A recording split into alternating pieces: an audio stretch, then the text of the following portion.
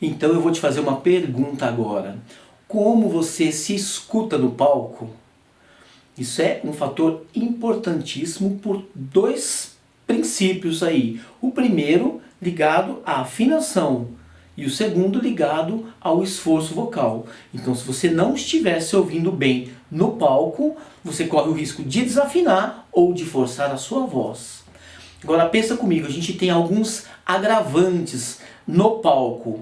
O primeiro deles é o grande número de instrumentos e pode gerar um som muito alto no palco. Então a gente precisa de um técnico, você precisa ter um técnico para te ajudar nisso, para tentar diminuir a intensidade dos instrumentos no palco, porque a gente pode ter instrumentos de sopro que tem sons bem fortes, cubos de guitarra, cubos de baixo, então bateria, então a instrumentação no palco pode gerar um som, uma sonoridade um tanto quanto intensa. Então este é um agravante. Um outro agravante é que esse som do palco é diferente do som que a plateia vai ouvir, que o público vai ouvir. Então você não sabe exatamente o que vai soar para o público. Então o que você faz no palco é completamente único ali daquele lugar. Então você tem que cuidar de como o retorno da música que você está fazendo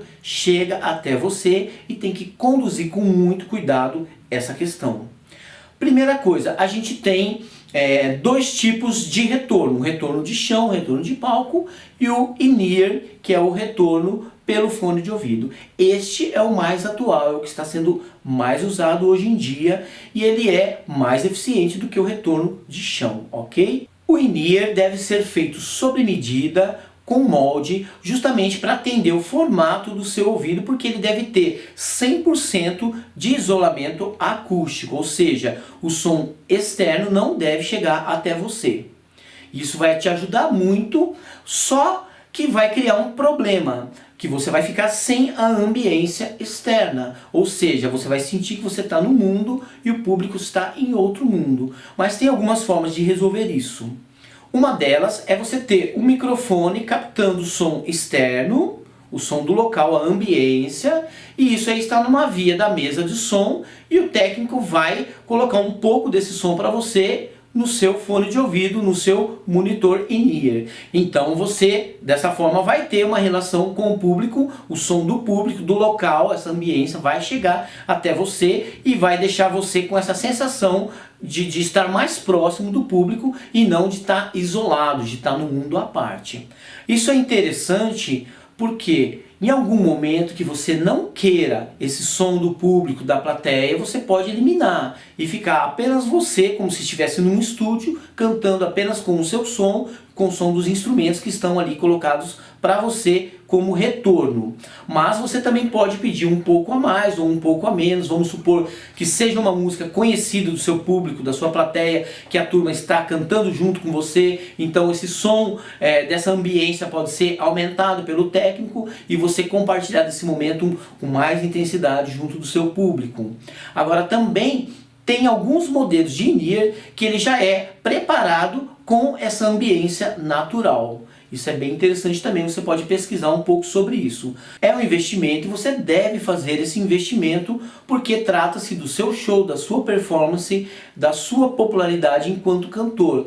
Tudo faz a diferença. Equipamento bom custa sim mais caro, mas faz toda a diferença.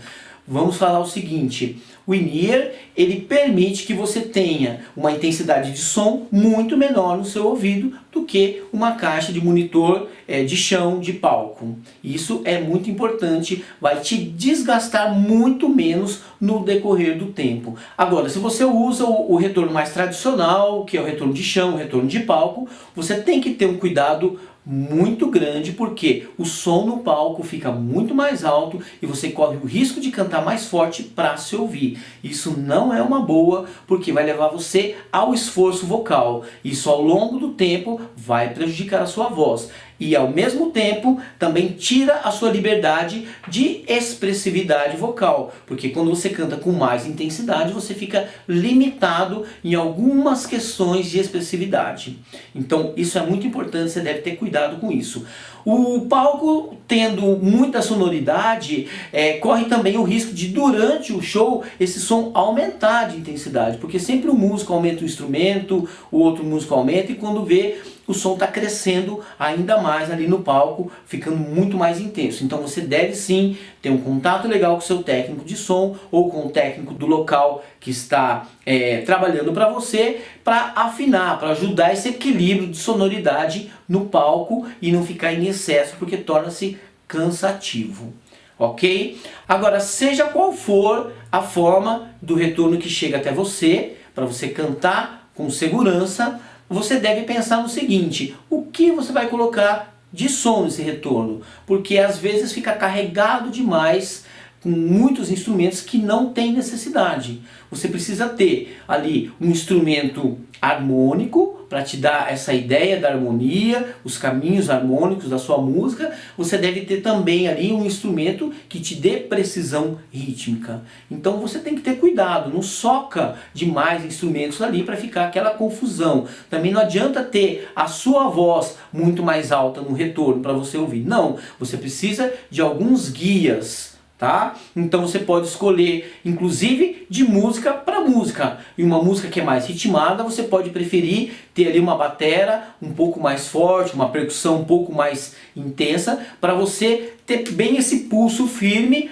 e tá com a sua expressividade bem ligada a essa métrica, esse pulso. Se é uma música mais suave, mais tranquila, às vezes é interessante você ter ali um violão ou um piano um pouco mais alto para você se guiar pela harmonia e aí conduzir a sua voz de uma forma também mais tranquila, acompanhando essa harmonia da música, mais melódica. Isso vai ajudar a deixar a sua voz, o seu jeito de cantar também mais melódico. Então você pode, de música para música, ter essa diferença no seu retorno, ou mais harmonia, ou mais ritmo, ok? O baixo também é interessante, a linha de baixo, ela tem uma pegada toda diferente, né? Tem aquele som grave que dá um apoio para a música, e ele sugere também ali o caminho harmônico, ele pode ser bem interessante para você também. É importante não ter, como eu falei, muita coisa no seu retorno, tá bem? Isso é importantíssimo para não carregar demais. E o principal de tudo, nunca comece com o som alto. Comece sempre com o som baixo e, de tempos em tempos, tente reduzir, abaixar novamente o volume, a intensidade de som do palco ou do seu in-ear, ok? Dessa forma você vai ter uma liberdade totalmente diferente de relacionamento com a música que você está cantando. Você vai conseguir ter uma segurança melhor, você vai se sentir melhor, porque não vai ter um som em excesso no seu ouvido, e isso deixa a gente cansado, estressa, né? Você vai ter também uma relação com o seu público mais interessante, porque você está mais tranquilo, se ouvindo melhor, sem esse estresse de audição, então tudo fica mais gostoso, fica mais agradável no seu show, ok? Então pense nessas questões que eu coloquei aqui para você, importantíssimas, definitivas para uma boa música, para um bom canto, para um bom relacionamento entre você e os seus músicos. E se você gostou desse conteúdo, é importante que você dê um like, porque aí eu posso avaliar a qualidade dos meus vídeos e posso atender melhor a você, cantor profissional, ok?